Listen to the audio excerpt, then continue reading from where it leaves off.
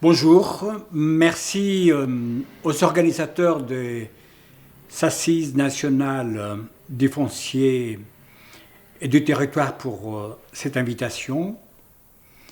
J'aurais été heureux d'être avec vous pour m'exprimer sur la problématique de la ville intelligente au service des urbains. Hélas, mon agenda ne me donne pas la possibilité d'être avec vous.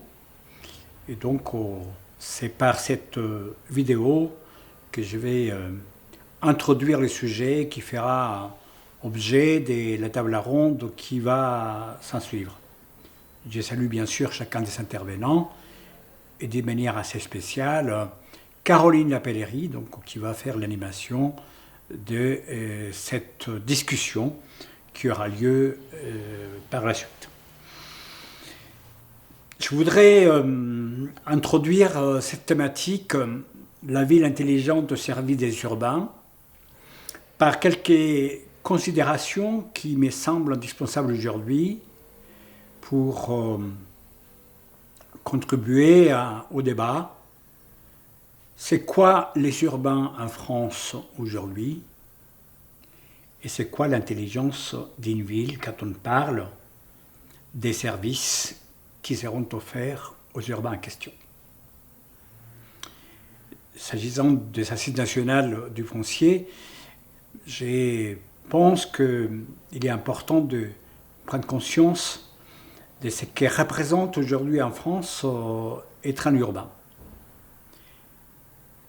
Peut-on aujourd'hui considérer l'urbain parisien, grand parisien, les Lyonnais, les Marseillais, les Toulousains, les Nantais, sans comprendre les territoires dans lesquels on vit, sans comprendre son ADN, sans comprendre ses particularités? Je ne pense pas. Je pense que les urbains, quel que soit l'endroit au monde où nous sommes, correspond dans son mode de vie à une réalité qui est très fortement territorialisée. Il y a un ancrage territorial très fort de chacun des urbains qui fait que certaines considérations dans nos modes de vie ne sont compréhensibles qu'à travers le contexte, même historique, géographique, social, culturel, économique, dans lequel ces territoires se trouvent. C'est pour cela que, par ailleurs, les gouvernances locales prennent aujourd'hui une importance considérable.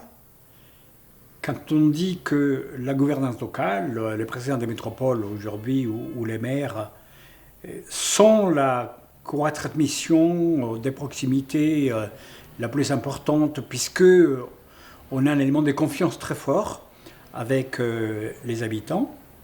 C'est très très lié à cette caractérisation d'un urbain qui est ancré dans une ville, qui est ancré dans un territoire. Comment aujourd'hui ces territoires évoluent au siècle des villes, au siècle des métropoles, celui du XXIe siècle, mais qui est en même temps le siècle de l'hypercollectivité, le siècle de l'ubiquité.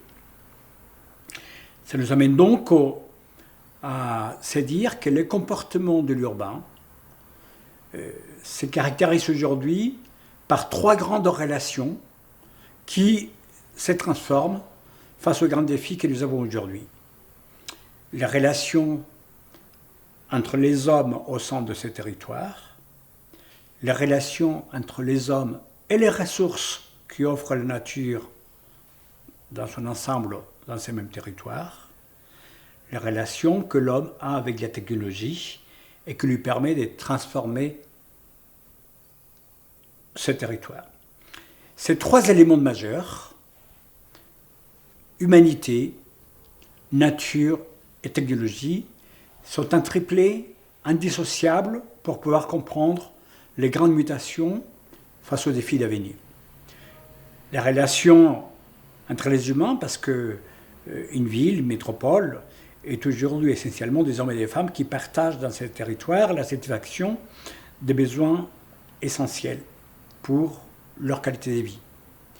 La relation avec la nature dans son ensemble, parce que les éléments majeurs, l'air, l'eau,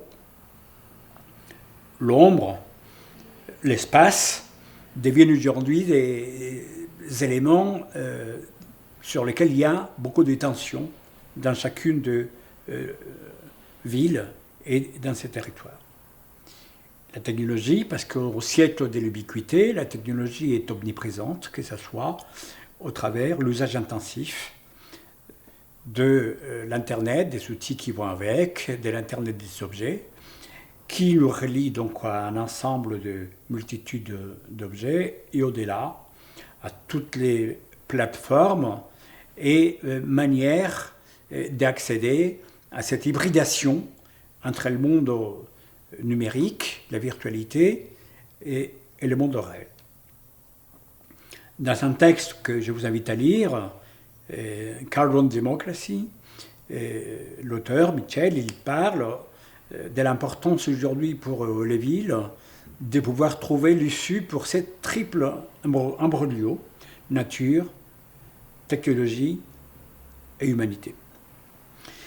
Quels sont donc, dans cette territorialisation aujourd'hui, les défis majeurs quand on veut comprendre dans chacune des villes, dans chacune des métropoles, dans chacun des territoires, ces contraintes qui se posent d'une manière très forte au niveau des trois leviers majeurs aujourd'hui, des créations de valeurs, mais qui sont également des challenges forts.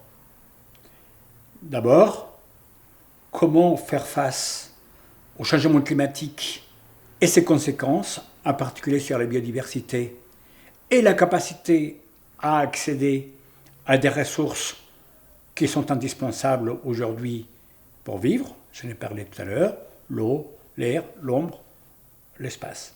Le deuxième, comment construire de la valeur économique pour qu'un territoire soit un territoire dans lequel cette activité humaine puisse générer de l'emploi, puisse générer une dynamique qui permet à chacun d'avoir des ressources, qui lui permettent de s'épanouir et de vivre dignement. Et le troisième, l'inclusion sociale, comment développer une ville qui est également à vocation de créer un tissu social qui soit fluide, de pouvoir être accueillant, de pouvoir développer la tolérance et surtout de ne laisser personne de côté. Donc, création de valeurs économiques, création de valeurs écologiques, création de valeurs sociales, ce n'est pas des options qu'on peut choisir séparément, c'est une démarche convergente. Les territoires, les métropoles, les villes, qui assument cette triple création des valeurs, économiques, sociales et écologiques, sont les villes qui sont les mieux placées aujourd'hui par rapport aux défis évoqués.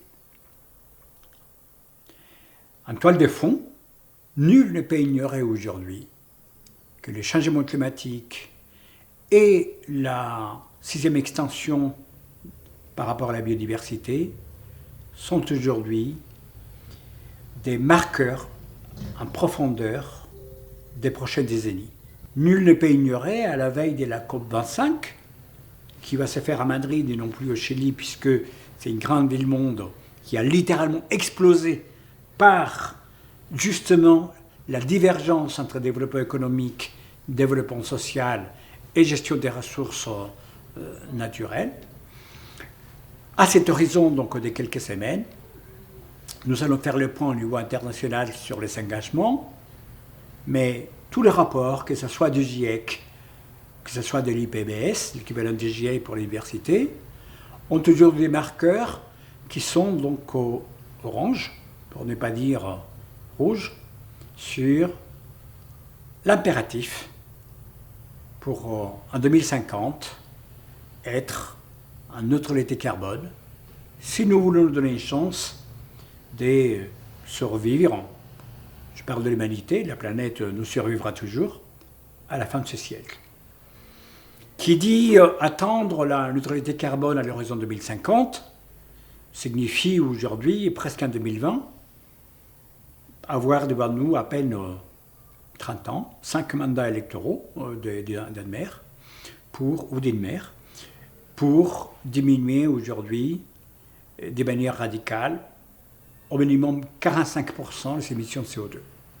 Puisque nous vivons dans un monde urbain, puisque 80% de la population française habite dans 20% des territoires, puisque 77% de la population française est urbaine, puisque aujourd'hui le monde urbain est devenu le lieu des naissances et des morts de la plupart des Français. Nous savons que c'est dans la ville aujourd'hui où cette intensité d'émissions donc de CO2 devient un élément déterminant dans la gestion de notre foncier, dans la gestion de notre bâti, dans la manière de construire nos quartiers, dans la manière de développer nos modes de vie.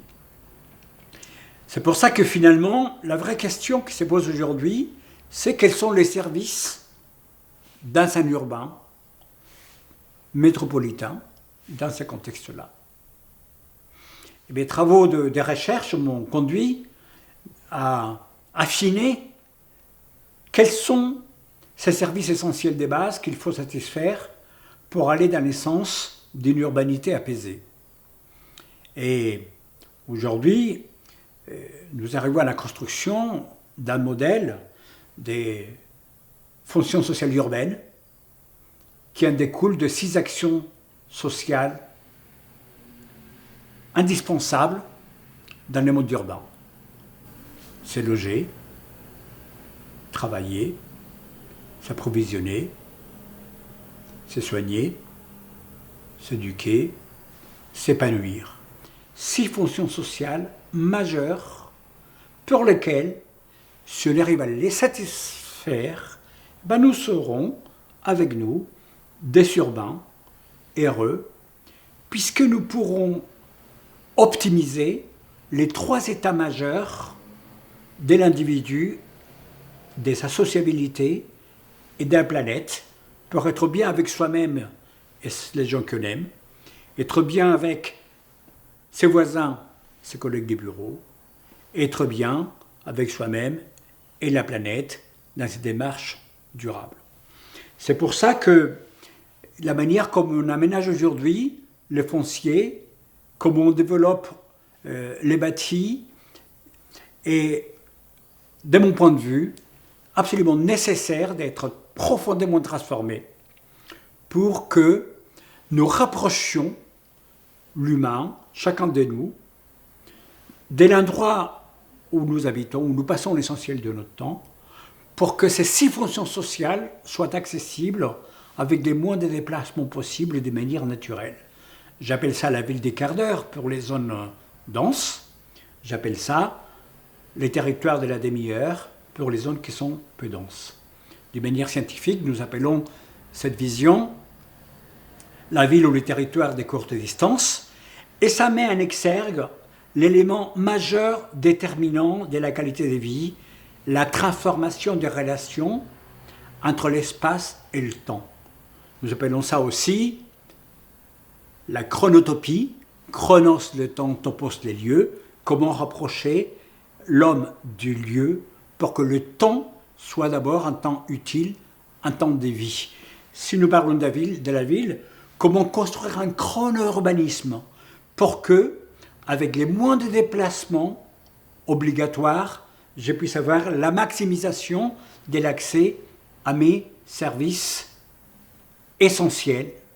C'est ce que j'appelle dans mes travaux la haute qualité de vie sociétale, HQS, et c'est pour ça que j'invite l'écosystème, les gouvernances locales, les promoteurs, les aménageurs, les foncières, pour construire une nouvelle démarche urbaine et territoriale, qui, avec cette notion de hyper-proximité, des chrono-urbanismes, des chrono-territorialités, des chronotopies, génère la complétude des services sur ces 6 fonctions sociales essentielles pour pouvoir offrir une mobilité choisie, quitter la mobilité subie et s'ouvrir à un horizon dans lequel nous sommes en capacité de développer des quartiers vivables, respirables, des quartiers de voisinage, des quartiers de travail,